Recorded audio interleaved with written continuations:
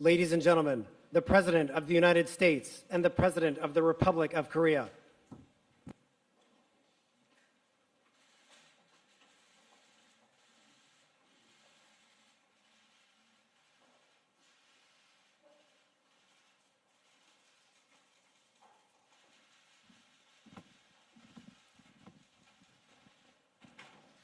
Hello, everyone.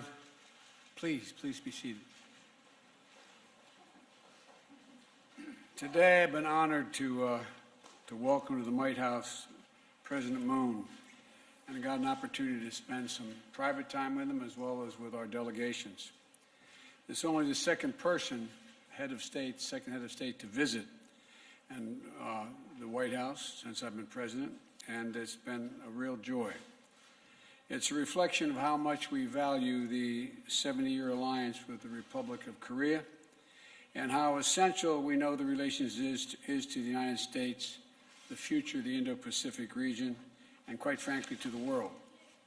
Today has been particularly special because this afternoon, in addition to our bilateral meetings, President Moon participated in a ceremony right in this room that awarding the Medal of Honor to a veteran of the Korean War, a true American hero, Colonel Ralph Puckett, Jr. And I want to thank you again, Mr. President, for joining us.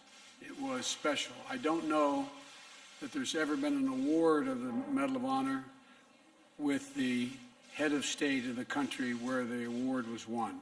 It meant a great deal to me and to the family and to our country. But today not only been an affirmation of our shared history of sacrifice that binds the Republic of Korea and the United States together, it's a commitment to expanding cooperation and shaping our shared future in accordance with our democratic values that have made our nation strong and agile and highly competitive in the 21st century's economies. The Republic of Korea and the United States are both nations built on innovation, and we must both meet the challenges facing us today and look to what is possible for tomorrow. Our partnership is grounded on our ironclad commitment to shared security. Our alliance has long been the linchpin of peace, security, prosperity, and the region growing more prominent and us being together. I was grateful that our two nations were able to quickly conclude a new cost-sharing agreement for forces in Korea in March, which will benefit both our peoples. And I thank again the President for that agreement. Today, we made important progress on a range of issues. We spoke about the shared approach to the Democratic People's Republic in Korea and continuing threat of the DPRK's nuclear and missile programs. My team consulted closely with President Moon's team throughout the process of our DPRK review, and we both are deeply concerned about the situation. Our two nations also share a willingness to engage diplomatically with the DPRK to take pragmatic steps that will reduce tensions as we move toward our ultimate goal of denuclearization of the Korean Peninsula. Today, I affirm to President Moon that the United States will proceed in close consultation with the Republic of Korea in our strategy and our approach. And to help drive all these efforts, I'm pleased to announce that Ambassador Sung Kim, a career diplomat and with deep policy expertise, will serve as the U.S. Special Envoy for the DPRK. Ambassador Kim, you're here somewhere today. Stand up, will you? Thank you for being willing to do this.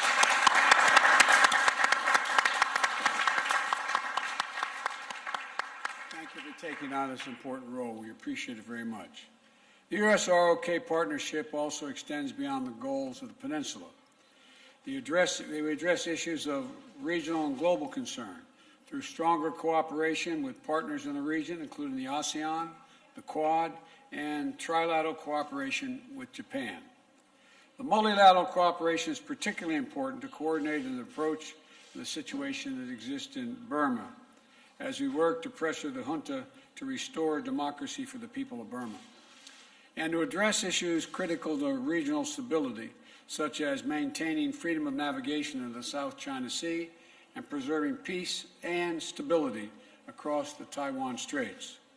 Today, we also discussed ways that the Republic of Korea and the United States will work together to address the challenges of our time, beginning with our efforts to end the COVID-19 pandemic globally.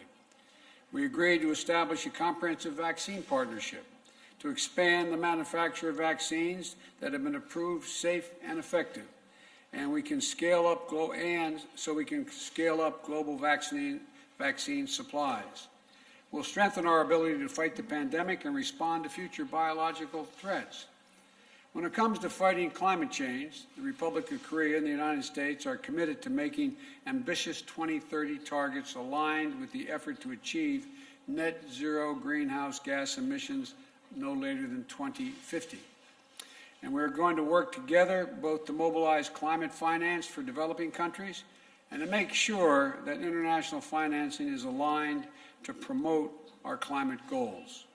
We also talked about how to harness our nation's technological advantages to ensure the Republic of Korea and the United States are cooperating to shape emerging technologies around our shared value system.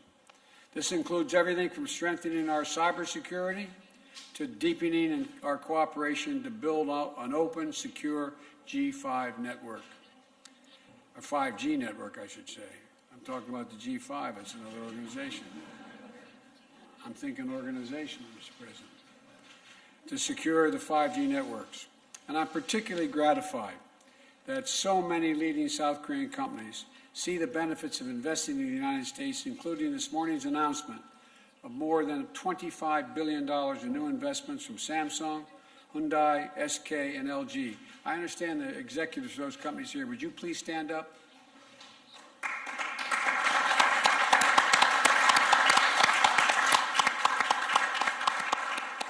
Thank you, thank you, thank you, and I think we'll do great work together. These new investments are going to create thousands of good-paying jobs and jobs of the future right here in the United States. And they're going to help fortify and secure the supply chains for things like semiconductors and electric batteries. I know, as I said, that the CEOs made the effort not only to do this, but to be here today, and again, I thank them for being here. I thank you for making the investments in our future and yours. Finally, I want to note that yesterday I had the honor of signing into law the COVID-19 Hate Crimes Act to help Americans of Asian descent from having to live in fear just walking down the streets of the United States. Quite frankly, I've been ashamed at the way some Americans have responded. And there's a long history in this country of contributions of Asian Americans being overlooked, forgotten, and ignored. And I affirm to President Moon today what I said yesterday, that we're committing and we're going to stay committed to stopping the hatred based on this bias. I promise you. Our people share a long history. Our soldiers have fought alongside one another. Our scientists work side by side in both our countries. Our students study together, share ideas, and seed new opportunities for future collaboration. And our people-to-people and cultural connections are only growing. And K-pop fans are universal. Now, I can tell those who laughed know what I'm talking about. Well, anyway, I'll get back to that later. Anyway. The Korean actors took home an Oscar for supporting actors this year, following up on the 4 Oscar wins for the movie Parasite last year. And so our two countries, our two nations have the tools and the deep connections that we need to make even stronger alliances and stronger cooperation.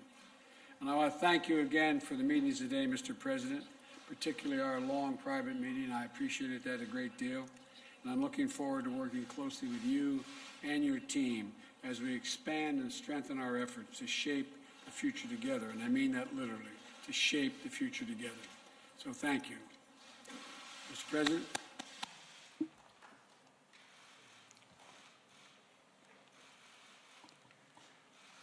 바이든 대통령님과 Honorable 해리스 President 부통령님, Madam Vice 특별한 President, 환대에 깊이 I extend my deepest gratitude to you for your 감사합니다. special 오늘 한미 hospitality and welcome. 정상회담이 Today, leaders and delegates of Korea and the United States met each other's eye and had a dialogue.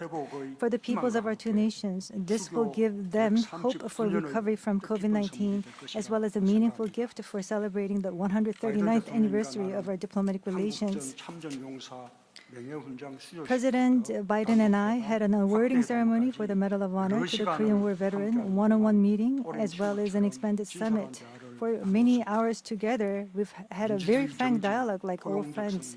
As regards the promotion of democracy, inclusive growth, the strengthening of the middle class, climate change response, as well as many other areas, two of us were able to see for ourselves that we had common interests and commitments. In particular, we reaffirmed the strength of the ROK-US alliance and confirmed the common vision for developing it into an even stronger one. During my visit this time, the trust that has been built up between President Biden and I will foster deeper friendship between our two peoples and lay a firm foundation that will undergird the sustainable development of the ROK-US alliance, and I say this with confidence. The most urgent common task that our two countries must undertake is achieving complete denuclearization and permanent peace on the Korean Peninsula. Recently, the Biden administration concluded its DPRK policy review, building on past agreements, including the Singapore Joint Statement, while taking a calibrated and practical approach to seeking diplomacy with North Korea, is indeed a welcome direction of the Biden administration's North Korea policy. During the course of the review, our two countries closely coordinated with each other in lockstep, which I note with much appreciation. Moreover, I welcome President Biden's appointment of Ambassador Sung Kim as Special Representative for North Korea policy. This reflects the firm commitment of the U.S. for exploring diplomacy and its readiness for dialogue with North Korea. I have high expectations, all the more as such a man of high caliber with expertise in the Korean Peninsula issues has been appointed. President Biden and I discussed the dialogues based on commitments made between the two Koreas and between the U.S. and North Korea are essential for making a peaceful Korean Peninsula. This is the belief that we were able to reaffirm. Moreover, President Biden also expressed his support for the inter-Korean dialogue and cooperation. Under close cooperation with the U.S., we will work to facilitate progress in inter-Korean relations so as to achieve a virtuous cycle with U.S. DPRK dialogue. Moving forward as well, Korea and the United States will continue close communication while exploring our North Korea approach through dialogue and diplomacy. On that, I expect a positive response from North Korea. When strong security is firmly in place, we can preserve and make peace. Two of us agreed to further reinforce our combined defense posture and reaffirmed our commitment to a conditions-based transition of wartime operational control. It is also with pleasure that I deliver the news on the termination of the revised missile guidelines. The signing of ROK-US Special Measures Agreement on burden sharing in the early days of the Biden administration displays for the world the robustness of our alliance as a symbolic and practical measure. Today at the summit, President Biden and I decided to expand our cooperation in new emerging areas that are relevant for the changing times and landscape. First, to surmount COVID-19, our most urgent task, we pledge to pool our strength together. America's advanced technologies and Korea's production capabilities will be married to establish a comprehensive porous global vaccine partnership. Collaboration between our two countries will boost global vaccine supply and contribute to accelerating a complete ending of COVID-19. Through the global health security agenda, which aims to enhance infectious disease response capability, multilateral cooperation will be pursued as well. Under this broad framework of vaccine cooperation, illustrating the robust ROK-US alliance, an important announcement was made. President Biden pledged to supply vaccines to Korean servicemen. I thank you, Mr. President. This announcement of the U.S., I believe, extends the ROK-US alliance to the field of health in a meaningful measure. Second, from semiconductors, EV batteries, pharmaceuticals to other cutting-edge manufacturing technology sectors, in an effort to build secure supply chains, we committed to work in close concert. Digital transformation is accelerating, and the areas of cutting-edge emerging technologies are gaining greater importance. Korea and the U.S., in response to a post-COVID-19 era, plan to strengthen our cooperation in civil space exploration, 6G, and green energy to secure global competitiveness. Furthermore, to jointly advance into overseas nuclear power plant markets, we decided to bolster our partnership. Third, in a bid to address climate change, we will further solidify coordination between our two countries. Our two nations are already spearheading global cooperation in climate change response. Last April, the U.S. hosted the Leaders' Summit on Climate successfully. Korea, for its part, in next week, is hosting P4G's Seoul Summit, once again trying to build the international community's collective will for climate change response.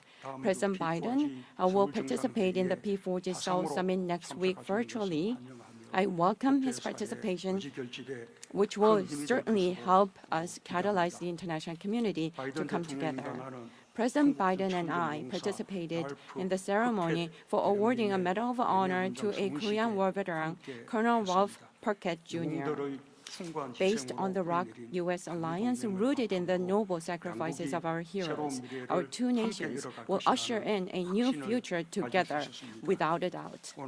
Today's meetings between President Biden and myself, and between the U.S. and Korea, will mark another milestone for bilateral cooperation towards a new era. President Biden has extended such warm hospitality, and I express my deepest gratitude once again. I look forward to our frequent communication and continued close consultation. Last but not least, yesterday, Israel and Hamas agreed on a ceasefire, which is indeed a relief. I appreciate President Biden's hard work and leadership in this regard. Thank you. Thank you. Well, first question, I'm told, is Mary Alice Parker, ABC.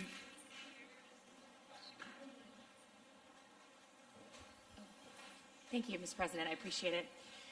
What is your message to Democrats who want you to be more confrontational with Israel, and specifically to those that are saying that there should be an end to arms sales? I mean, do you recognize that there's been a shift, an evolution in your party, Mr. President, in the last 20 years on this issue?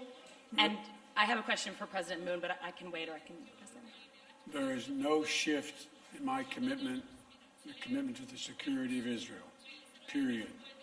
No shift, not at all. But I tell you what there is a shift in. The shift is that we still need a two-state solution. It is the only answer, And what I'm convinced of is that we can now move, as I did even before where I was able to negotiate, before the ceasefire was negotiated, that I made it clear that I spoke with President Abbas. We're going to make sure that we are going to provide for security in the West Bank, and we renewed the security commitment, as well as economic commitment to the people on the West Bank. I also indicated to the Israelis that I thought it was very important that they stop in Jerusalem this intercommunal fighting that is by extremes on both sides. It has to end. It has to end. And I'm prepared to put together, and I'm going to attempt to put together, a major package with other nations who share our view to rebuild the homes, and without re-engaging, without providing Hamas the opportunity to rebuild their weapon systems, rebuild the Gaza, rebuild Gaza. And they need the help, and I'm committed to get that done. And so and I think that, my party still supports Israel. Let's get something straight here.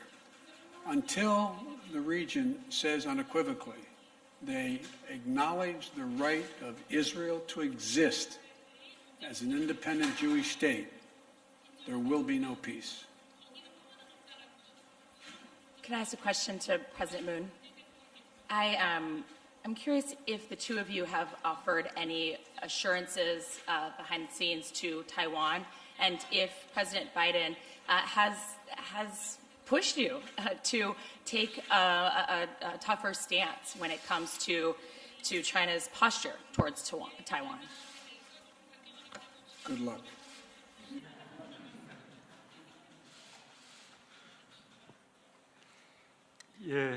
다행스럽게도 Well, fortunately, 그러한 압박 there wasn't such pressure. 다만 But, 대만 해역의 As for 평화와 peace 안정이 and stability in 대단히 Taiwan 중요하다는 Strait, 인식을 we 함께 agreed 했습니다. how important that region 양강관계의 is. 특수성을 감안하면서 Especially considering the 양국이 그 부분에 special 대해서 함께 characteristics 협력해 between 나가기로 China and 했습니다. Taiwan, we decided to work more closely on this matter going forward. You can answer that. 우리 한국 기자 So we have a question 예, from a Korean 앞쪽에 journalist over here. 왼쪽에 두 번째. Two from the left.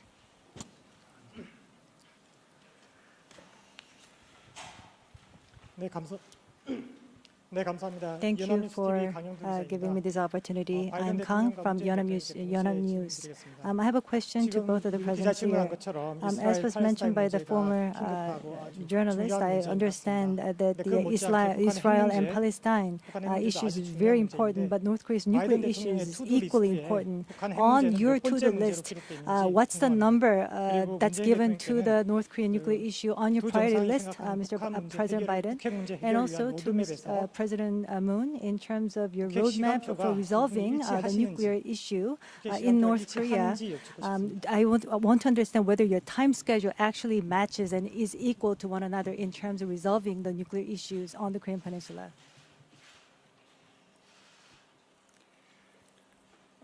우선 So, 그 바이든 to begin, 신행정부에서 under the new Biden administration, 대북 정책을 the 굉장히 DPRK 빠르게 policy 재검토를 마무리했다는 review 말씀입니다. has been completed in a rather fast period of time. That means that the Biden administration puts a priority on its North Korea policy among its diplomatic tasks. And also in terms of reviewing its DPRK policy, there was a very close coordination as well as consultations between the United States and the Republic of Korea.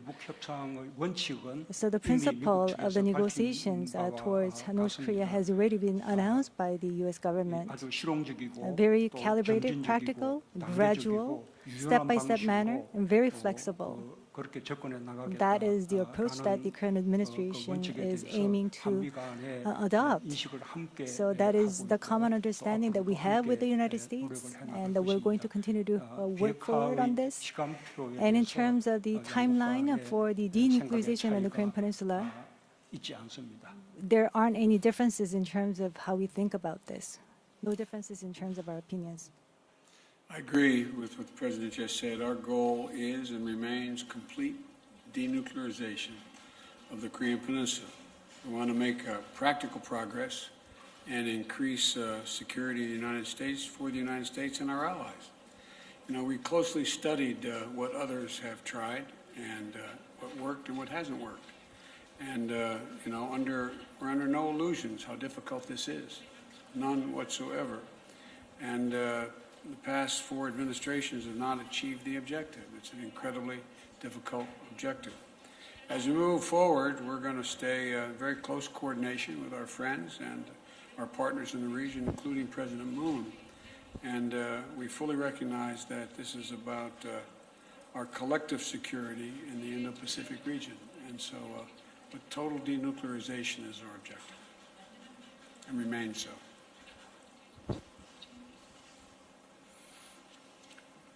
Well, I get to the next question, huh? I'd like to ask the press a question, if I may. Nancy Cordes, CBS.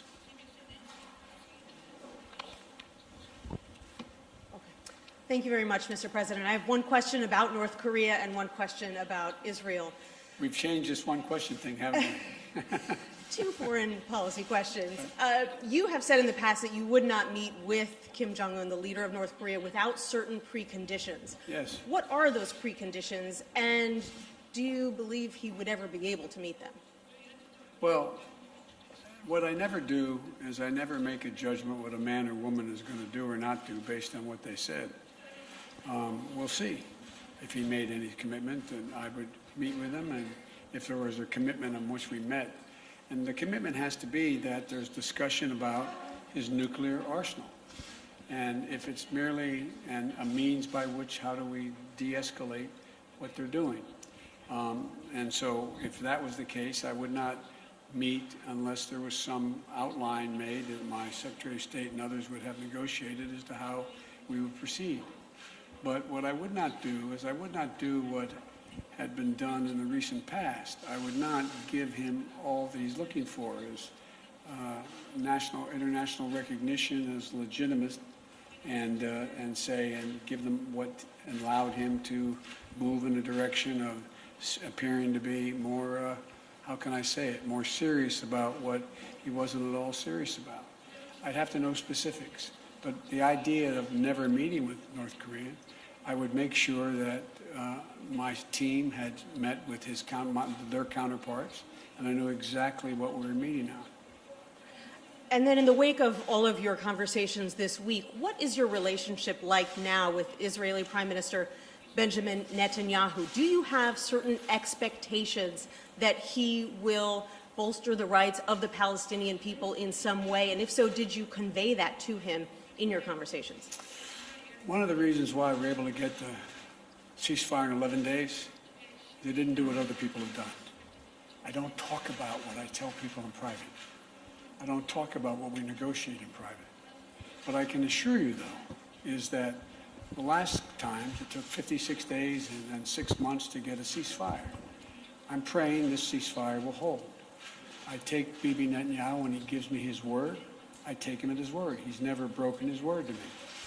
And but what I've made clear is that it's essential.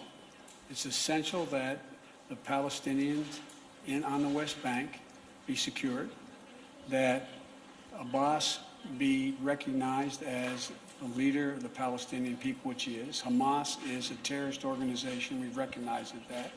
But that doesn't mean we should not be in Gaza, rebuilding Gaza for all those innocent people who, in fact, have been hurt and have been collateral damage, including loss of homes and a whole range of other things, as well as insisting that Israeli citizens, whether it be Arab or Jew, are treated equally. Israeli citizens, and that's what was going on in Jerusalem, and so that has to come to an end. And Bibi, the Prime Minister, knows my views, and but the commitment that was given was immediately kept. From the very beginning, I told him what our objective was, that there needed to be a ceasefire, and he, in fact, kept his commitment in the time frame in which he said he would do it. Thank you. And by the way, I wasn't the only one that spoke to him. I looked down here, every major player on my team, from Secretary of Defense to Secretary of State, all the way down the line, and our National Security Advisor were in constant contact with their counterparts in Israel, in Egypt, and throughout the Middle East. This was not something that was just done with a casual conversation between myself and Bibi. I have presumptuous to me to say this, but Mr. President, but I think I've got a great team. And I spent a lot of time with El-Sisi on the phone in Egypt, and they've done a commendable job of bringing Hamas to the table and getting them to agree to a ceasefire as well. Thank you. Is that it? 우리 I think 한국 there's one more question over there. 예, 우리 여성 기자 Yes. A lady, 손 들지 않습니까? all ladies do not raise their hands. 아니 우리 한국은 여성 기자들이 없나요? Do we not have female journalists from Korea?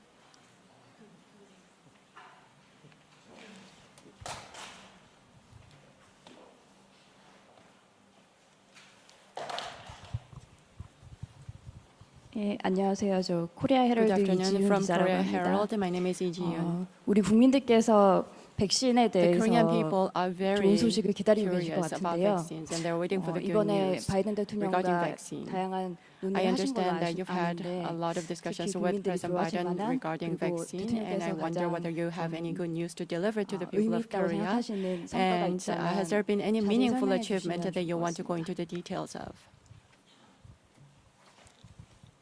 그 백신 Yes. 그 협력에 Regarding 대해서는 vaccine cooperation, 오늘 공동 성명과 또 오늘 you can read the joint statements and also the remarks that were issued as press release today.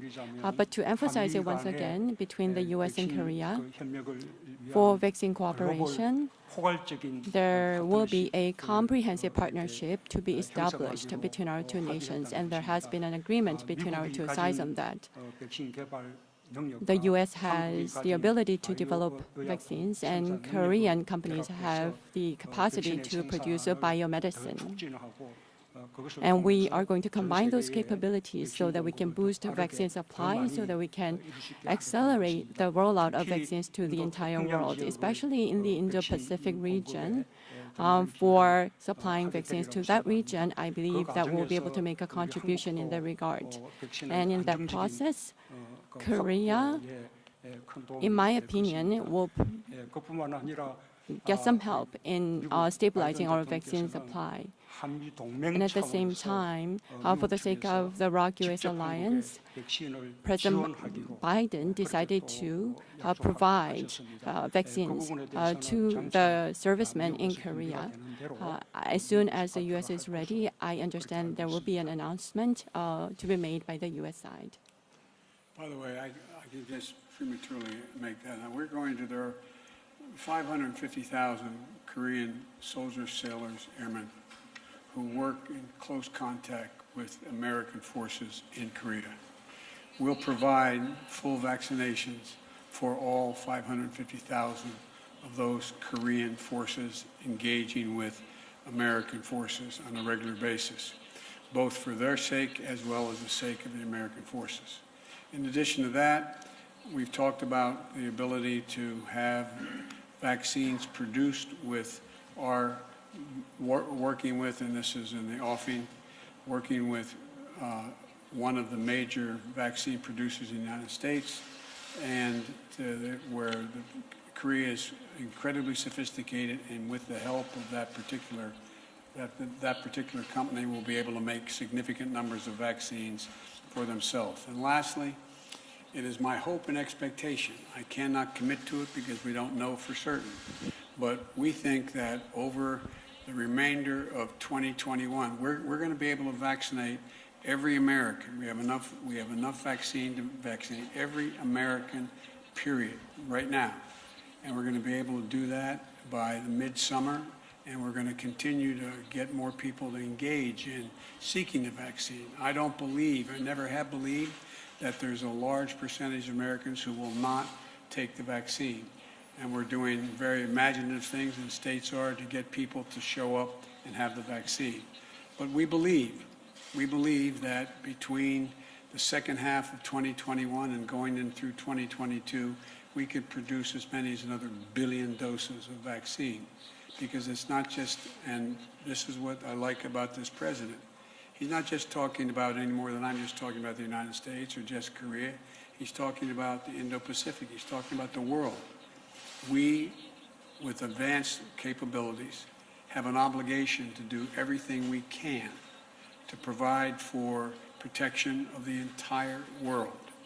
I know that is an awfully ambitious proposal, but I think the nations that have that capacity are going to be continuing to work toward getting that done. And so thank you. If you're not asking me a mean one like you usually do. It's something interesting, I think, that has not come up.